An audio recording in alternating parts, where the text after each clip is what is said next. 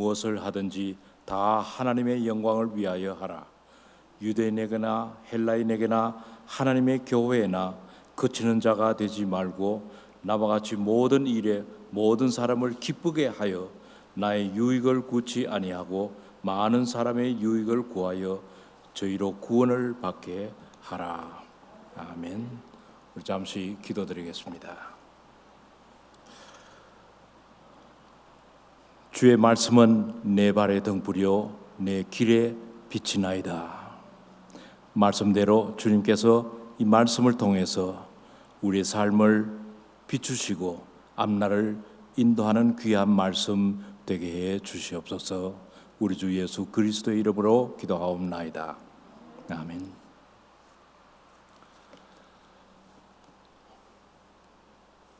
(8월) 둘째 주일을 맞이했습니다. 한여름이어서 에어컨디션도 없고 해서 제가 양복을 벗고 나왔습니다. 조금 더 여러분들이 시원한 기분을 느끼시기를 바랍니다. 제가 저 뒷자리에 앉아서 예배를 드리는데 유 목사님이 양복을 입고 설교를 하시는데 제가 좀 더운 느낌이 더 들었습니다. 이 한여름을 이북에서는 땡여름이라고 한다고 그럽니다. 우리 저 땡빛이라고 하는데 아마 이북에서는 여름 더위를 땡여름빛이라고 이렇게 표현을 하는 것 같습니다. 이런 날에 제가 오늘 설교를 하게 됐는데 제목을 나는 무엇을 위하여 사느냐 하는 심각한 이런 제목을 가지고 나왔습니다. 너무 이 여름 더운 날씨에 어울리지 않는 제목 같습니다만은 이것이 제가 요 사이에 내 자신에게 하는 질문입니다. 나는 무엇을 위해 사느냐? 제가 6월 말로 저 워싱턴 스테이트에 있는 리치랜드라는 작은 타운에서 목회를 하다가 짐을 싸고 이제 덴버로 돌아왔습니다. 그래서 오늘까지 합하면 꼭 5주가 됩니다. 5주 동안 이사를 와서 내가 무엇을 했느냐? 이렇게 생각을 해보고 또 스스로 질문을 합니다. 내가 덴버에 돌아와서 집이 있다고 해서 돌아왔는데 나는 앞으로 무엇을 위해서 살 것인가? 5주 동안 제가 제일 많이 한 일이 뒷마당에 잡초를 뽑는 것이었습니다. 잡초 중에도 에스펜 추리의 새싹들이 얼마나 나는지 열심히 뽑고 또 뽑고 한 2주쯤 해서 다 뽑았다고 생각했는데 한 주간 여행을 갔다 왔더니만은 새로 또 새싹이 돋아나기 시작을 하는 겁니다. 가만두면 우리 집 뒷마당이 에스펜 추리 숲으로 변할 것 같아서 또 제가 그때서부터 또 시작을 했습니다. 자라는 새싹을 가위로 다 잘랐습니다. 그래서 지난 5주간 동안 내가 한 일은 우리 집 뒷마당 관리를 했다. 이렇게 고백할 수밖에는 없습니다. 과연 나의 인생이 뒷마당에 잡초를 뽑기 위해서 사는 인생일까? 아주 심각하게 제가 질문을 했습니다. 이 질문은 이번만의 질문이 아니고 제가 임시 목회를 하고 돌아올 때마다 하는 말이 이제 나는 무엇을 할 것인가? 질문을 하는데 내가 질문하기 전에 사람들이 또 나에게 질문을 합니다. 목사님, 이제 뭘 하십니까? 어떤 계획을 갖고 있습니까? 참 질문을 많이 받았습니다. 제 대답은 꼭 같습니다. 예, 아무런 계획을 세우지 않는 것이 내 계획입니다. 아주 자신 있게 대답을 해놓고 가만 생각을 해보면 그게 무슨 말인지 나도 잘 모르겠습니다. 대답하긴 했는데 내가 무슨 대답을 했는지 이게 말이 되는 말인지 더 정확하게 말하면 제가 상당히 헷갈리고 있는 중입니다. 내가 뭘 하는 사람이냐? 내가 무엇을 해야 되느냐? 나는 무엇을 위해서 살고 있느냐에 대해서 해답이 없는 사람입니다. 혹시 이 중에 저와 같이 해답이 없다고 생각하는 사람들 있으면 참 좋겠습니다. 왜냐하면 그래야지만 제 설교가 여러분들께 전부는 아니라도 일부에게라도 먹혀 들어가리라고 생각을 합니다. 제가 아직도 은퇴를 했는데도 은퇴의 삶을 제대로 맛보지 못하고 있는 탓이기도 합니다. 그래서 우리 아이들은 저를 향해서 아버지 아직 아이덴티티 크라이시스를 못 벗어나고 있는 것 같습니다. 내가 누군지를 잘 모르고 있다는 겁니다. 제가 은퇴를 한 지가 벌써 8년이 됐습니다. 그런데 아직도 은퇴자의 삶이 무엇인지를 잘 모르는 아주 심각한 이런 헷갈리는 상태에 있고, 특히 요사이 5주가 더 그렇습니다. 내 자신에 대해서 잘 모를 때 저는 배운 대로, 교회에서 배운 대로, 신학교에서 배운 대로 Back to the basics, 근본으로 돌아가는 것입니다. 그 근본이 무엇입니까? 하나님 말씀으로 돌아가는 것입니다. 하나님 말씀에 나 같은 사람에게 무슨 말씀을 하느냐?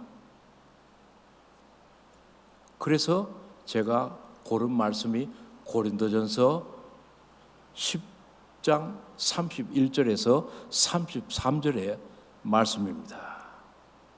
그래서 내 자신의 미래를 잘 모르는 사람, 앞날이 확실치 못한 사람, 삶의 의미를 아직까지도 찾고 있는 사람, 이런 사람들이 여기 계신다면 저하고 같이 사도 바울을 통해서 하나님께서 하시는 말씀을 다시 한번 드려야 되겠습니다. 아주 간단한 말씀입니다. 3절이니까 제가 3마디로 정리를 해보려고 합니다. 고린도전서 10장 31절에 기록하기를, 그러므로 여러분은 먹든지 마시든지 무슨 일을 하든지 모든 것을 하나님의 영광을 위하여 하십시오 라고 했습니다. 모든 것을 하나님의 영광으로 하라는 것입니다. 내가 뒷마당에 풀을 뽑고 있든 놀고 있든 밥을 먹고 있든 이미 하나님께서 목표를 정해주셨습니다. 그것이 하나님께 영광이 되게 하라는 것입니다.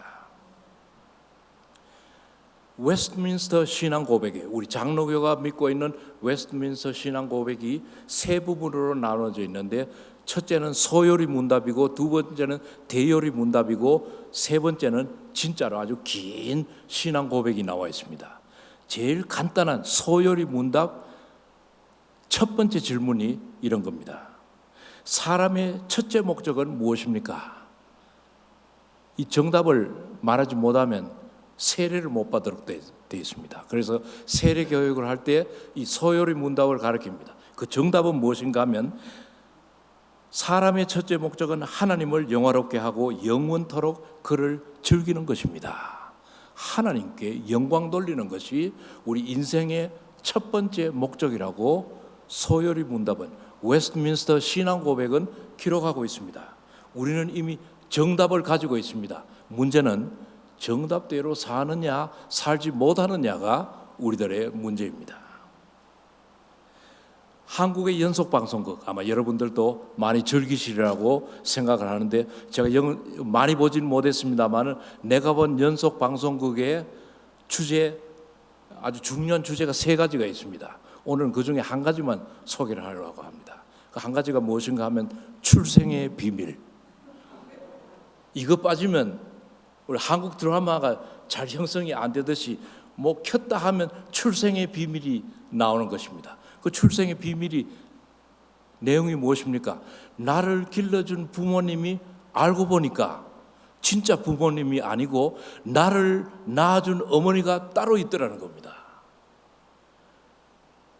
그래서 여차여차 해서 이제 나를 낳아준 생부모를 만나서 인생이 바뀌는 것.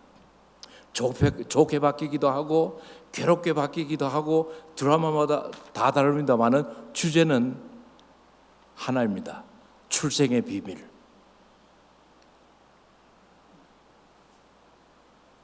출생의 비밀은 사람을 이 비밀을 알게 되고 나면 인생이 바뀌어 버립니다.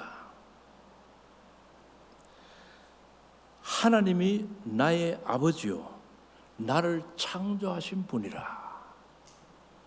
이게 그리스도인이 갖는 출생의 비밀입니다. 이때까지 나를 낳아주신 어머니와 아버지가 내 참부모인 줄 알았는데 알고 보니까 참부모는 하늘에 계신 하나님이 나를 창조하셨고 나의 부모님이라 하는 사실을 알게 되고 그것을 받아들이게 되고 하나님을 아버지로 모시게 살게 됨으로 말미암아 그때부터 우리의 인생은 달라지기 시작하는 것입니다. 이것은 한국 드라마에 나오는 내용이 아닙니다. 성경에 나오는 내용입니다. 그래서 성경을 믿을 때 우리의 삶은 새롭게 변하는 것입니다. 왜냐하면 삶의 진실을 깨닫기 때문에 내 출생의 비밀을 알았기 때문입니다. 하나님의 자녀로서 내가 어떻게 살 것이냐 하는 숙제가 우리들에게 있게 되고 새로운 도전이 우리들에게 오게 되는 것입니다. 사도 바울을 통해서 하나님께서 우리들에게 하시는 말씀이 하나님의 자녀라면 하나님께 영광 돌리면서 살아야 된다는 것입니다. 이것이 우리의 본분이고 인생의 목적이라는 것입니다. 요즘 한국에서 크리스천 가정에서 아기가 나면 지는 이름이 아주 유행하는 이름이 있다고 말을 합니다. 여러분들 하영이라는 이름 들어보셨습니까? 아무 대답이 없네요. 혹시 하영이 모릅니까? 예영이라는 이름 들어보신 적 있습니까? 주영이라는 이름을 가진 아이 아는 사람 있습니까? 하영, 예영, 주영. 이게 무슨 약자인가 하면요, 하나님께 영광, 이걸 하영이라고 했고 예수님께 영광해서 예영이라고 했고 또 주님께 영광해서 주영이라고 했다는 겁니다. 그래서 아주 럭키한 사람은 자녀를 셋이나 두고 하영, 예영, 주영 이렇게 영광된 삶을 살리라. 우리 자녀들에게 그런 이름을 갖다가 붙여서 참 내가 하나님께 영광되게 살겠다 하는 이런 부모들이 한국에는 이제 점점 많아진다고 합니다. 여러분은 먹든지 마시든지 무슨 일을 하든지 모든 것을 하나님께 영광을 위해서 하십시오. 이것이 사도 바울의 권면인데 이 말씀의 배경은 고린도 교회 교인들이 우상에게 제물을 바치고 난 뒤에 그 제물이 나중에는 시장으로 빠져서 나오게 되는 겁니다. 고기도 있고 뭐 맛있는 이런 음식들이 많이 나오는데 그리스도인들로서 이 제물을 사서 먹어도 됩니까? 먹지 말아야 됩니까? 하는 질문을 이제 랍비들에게 했습니다. 선생님들에게 했습니다. 신앙이 좋다는 사람들에게 했습니다. 우리도 종종 교회에서 보면 교인이 이런 것을 해도 됩니까? 이런 것을 하지 않아야 됩니까? 이렇게 질문하는 사람이 있습니다. 목사님은 주일날 양복 안 입어도 됩니까? 이런 질문은 없기를 바랍니다. 사도 바울이 이런 질문에 대해서 대단히 신학적인 질문에 대해서 우상에게 바친 이런 제물을 그리스도인들이 먹을 수 있느냐 하는 이런 질문에서 그는 신학적으로 대답하지 않고 생활 속에서 해답을 찾도록 질문합니다. 하나님께 영광 돌리는 삶을 살아라는 것입니다. 먹든지 마시든지라는 것은 이 고린도전서에서는 먹든지 마시든지라는 것은 우상에게 바쳐진 제물을 말하는 것입니다. 그것을 먹든지 마시든지 그것이 하나님께 영광되도록 하라는 것입니다. 우리의 삶은 무엇을 하든지 어떤 문제 속에 들어가 있든지 우리가 해결해야 될 그 해결책은 이것이 하나님께 영광이 되느냐 하는 질문을 먼저 해야 되는 것입니다. 이 세상에는 참 어려운 문제들이 많습니다. 해결하지 못할 문제들도 많습니다. 정치적인 문제, 경제적인 문제, 가정의 문제, 별의별 문제들이 다 있습니다. 앞으로도 또 있을 것입니다. 이런 문제들이 우리를 아주 어렵게 만드는 일들이 많습니다. 이 문제에 대해서 사도 바울은 우리들에게 중요한 가이드라인을 주는데 그것이 하나님께 영광이 되느냐 하는 질문을 해서 그것이 하나님께 영광이 된다면 자신 있게 하는 것입니다. 그러므로 우리는 어떤 환경에 처해져 있든지 어떤 일을 하든지 하나님께 영광 돌리는 것을 함으로써 우리는 하나님의 뜻에 맞게 살게 되는 것입니다. 두 번째 말씀으로 들어가 보십시오. 32절에 기록하기를 여러분은 유대 사람들에게도 그리스 사람에게도 하나님의 교회에도 걸림돌이 되지 마십시오. 모든 일을 모든 사람의 마음에 들게 하려고 애씁니다. 마음에 들게 하게 하라고 세 번역에 기록을 했고 제가 봉독한 말씀에는 나와 같이 모든 일에 모든 사람을 기쁘게 하는 일을 하라고 했습니다. 여기서 말하는 유대인은 하나님의 선택된 민족을 뜻합니다. 또 여기서 말하는 그리스인, 헬라인들은 믿지 않는 이방인들을 말합니다. 그러나 믿지 않는 사람이건 믿는 사람이건 그리스도인들은 항상 기쁨의 근원이 되라는 것입니다. 기쁜 생활을 하라는 것입니다. 항상 근심에 쌓여 있고 불만만 토로하는 사람과 여러분들은 가까이 하기를 원치 않을 것입니다. 왜냐하면 그 사람 옆에 가면 자꾸 우울한 기분이 오르니까. 그래서 기쁜 사람, 아주 만족한 사람 옆에 가기를 원하고 그런 사람과 함께 어울리기를 원합니다. 그러면 나도 따라서 기쁘기 때문입니다. 그리스도인은 기쁨의 근원이 되라고 말씀을 하십니다. 교회 속에서도 기쁨을 주는 사람이 되라는 것입니다. 이 세상 속에서도 항상 기쁨을 제공하는 사람이 되라는 것입니다. 이 한국말에 이 꾼자가 붙은 말들이 많은데 특별히 교회나 사람들이 모인 데서 세 가지 종류의 꾼이 있다고 합니다. 어디든지 사람이 모인 데서는 세 가지 종류의 꾼이 있습니다. 첫째는 불평꾼,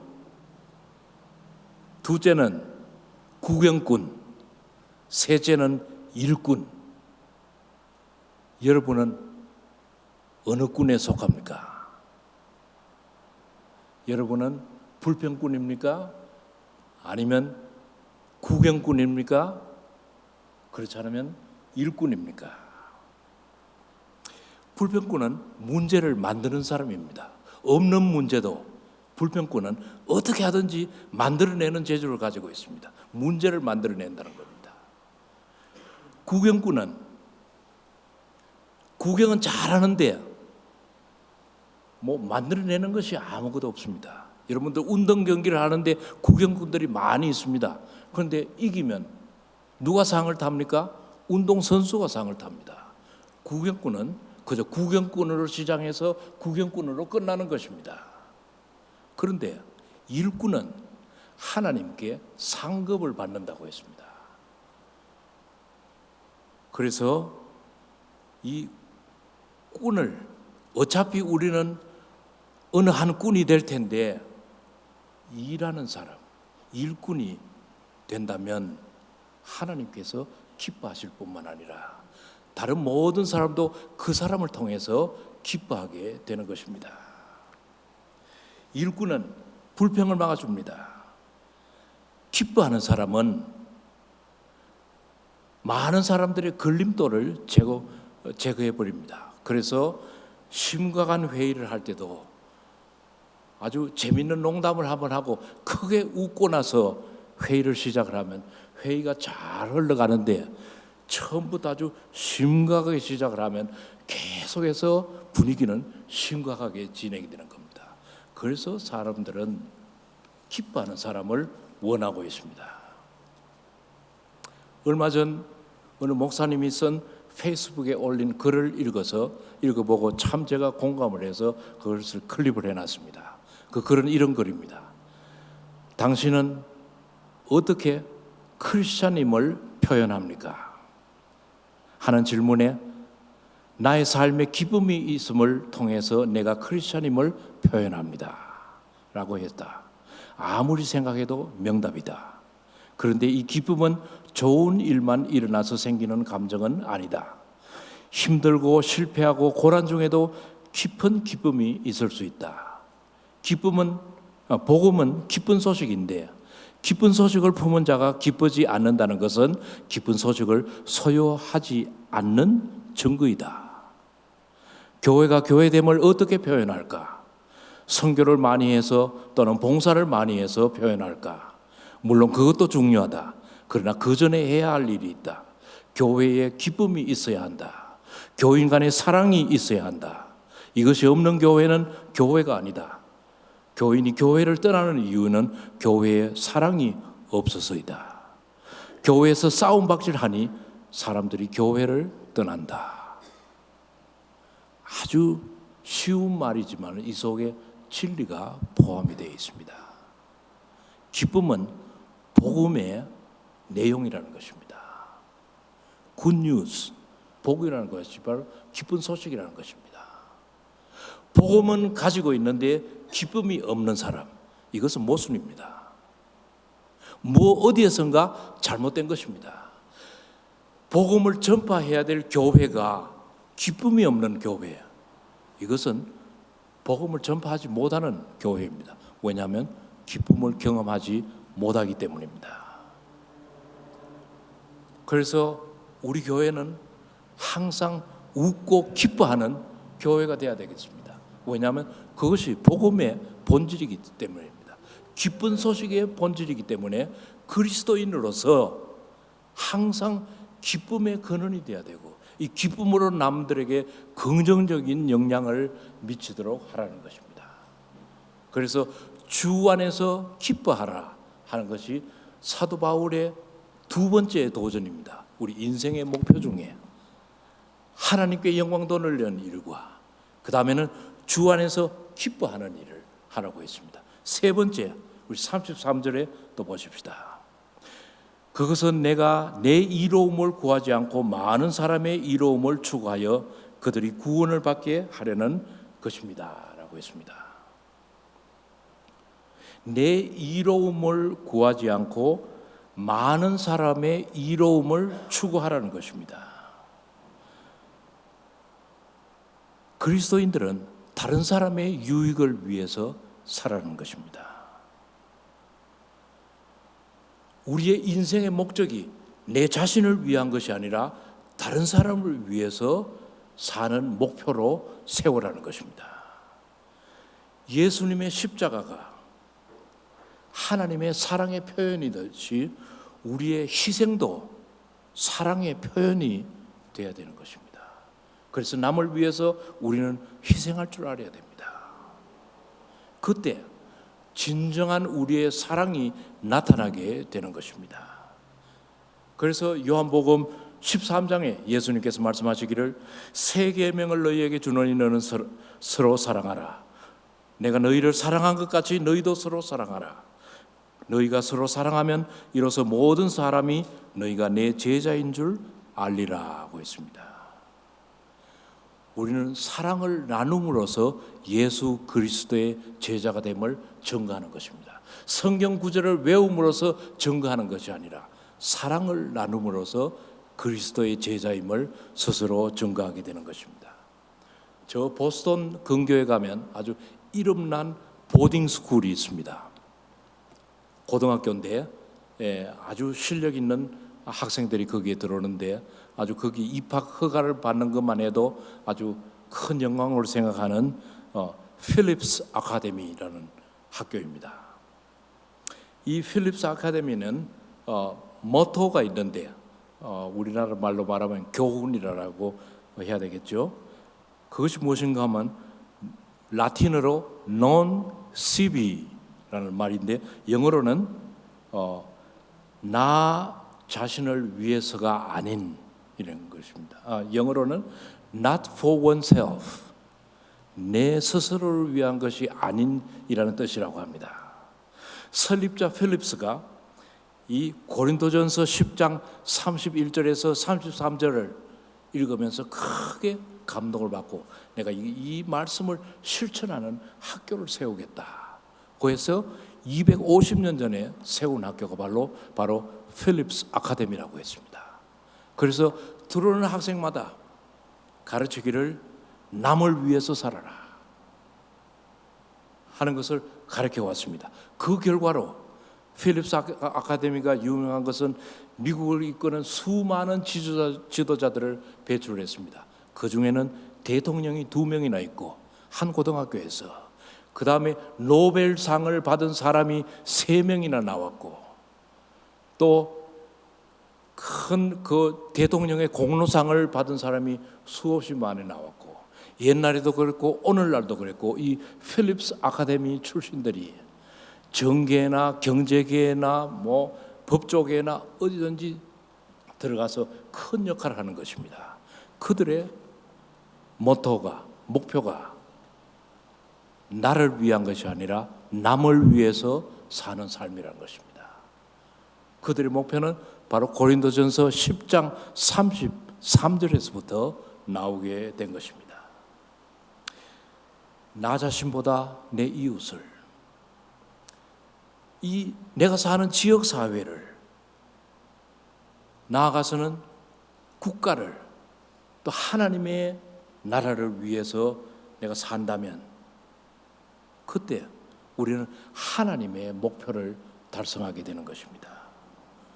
주님께 영광, 주 안에서 기쁨, 나누는 사랑, 이것이 우리들에게 주어진 정답입니다. 어떻게 살아야 되느냐?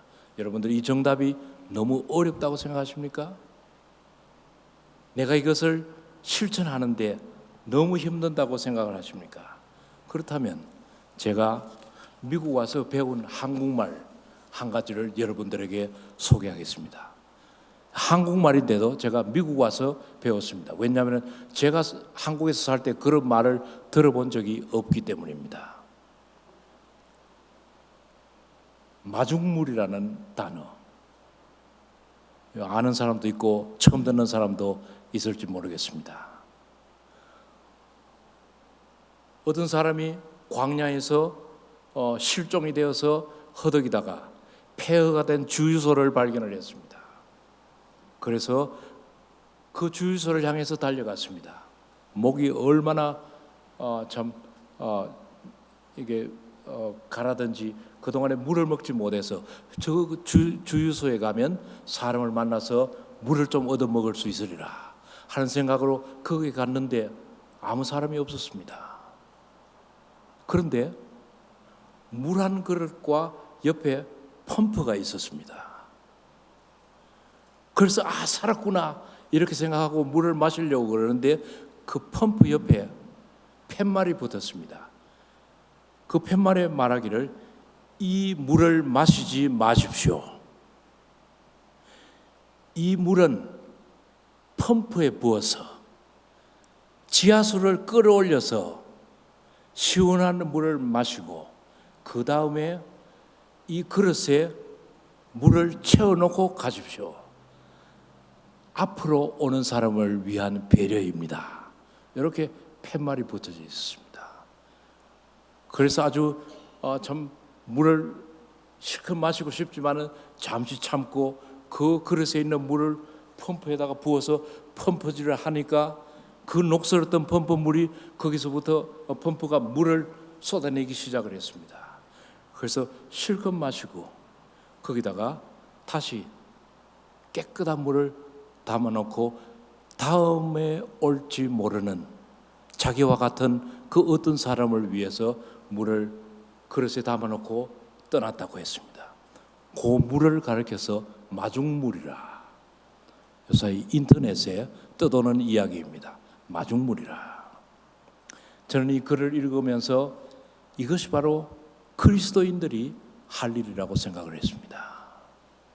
우리가 하나님을 통해서 큰 은혜를 받고 큰 사랑을 받고 감사로 끝낼 것이 아니라 누군가가 이 은혜가 필요하고 이 생명수가 필요한 사람을 위해서, 알지 못하는 그 사람을 위해서 그릇에 물을 담아놓고 떠나는 사람, 이 마중물을 마련하는 사람, 아니 우리 자신이 마중물이 되기로 작정한 사람, 이런 사람이 바로 예수 그리스도를 따르는 사람이요 하나님의 부르심을 받은 자라는 것입니다.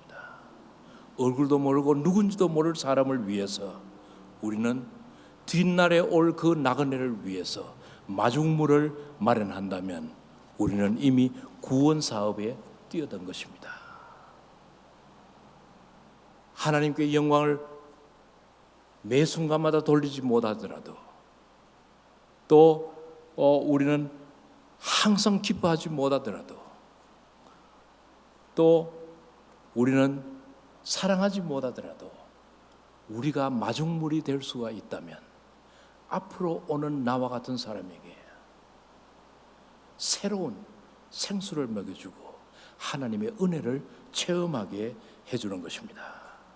그래서 우리는 마중물이 되자. 다른 사람을 위해서, 남을 위해서 사는 사람, 이런 사람이 되기 위해서 우리는 스스로가 마중물이 되기를 기뻐하는 사람이 된다면 우리는 결국에 가서는 하나님께 영광이요 주 안에서 기쁨이고 사랑을 나누는 자들이 될 것입니다. 기도하십시다. 하나님,